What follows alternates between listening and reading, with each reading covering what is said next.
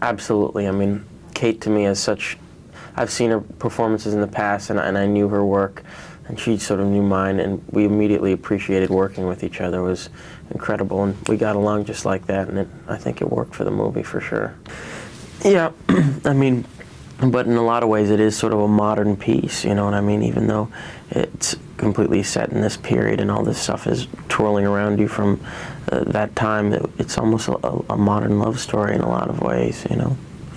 Yeah, I've thought about it, and my friends and I have discussed it, and it's sort of easy to say that you'd be a hero. I mean, there's certainly women and children first, and you know, at that time there was a certain amount of chivalry where a man would say, all right, I'm staying on the ship, but we all sort of agreed that we'd be one of the ones on the lifeboat.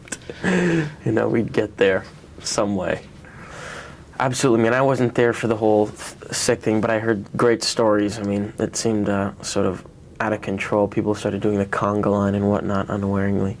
But, you know, as far as the filmmaking experience goes, we went through the widest spectrum of things you could go through, and such a long, it took a lot of endurance and took a lot of focus to be there for that long and to stay in character.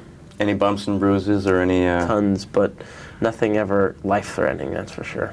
I don't know about grueling, but most definitely I had to have a lot of endurance to go through it. I mean, it was the hardest film I've ever had to do, by tenfold from any other film, so we went through a lot on it, but after you do something like this, it becomes rewarding when you look back on it.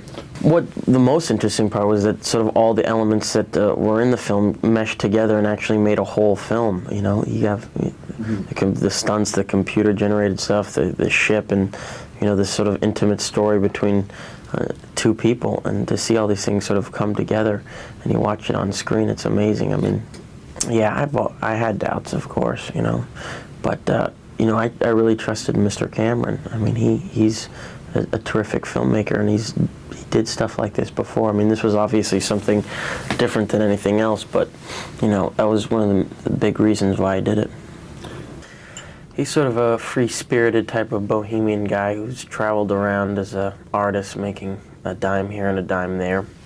But what happens is he meets this girl on the Titanic, and he sort of falls head over heels for her.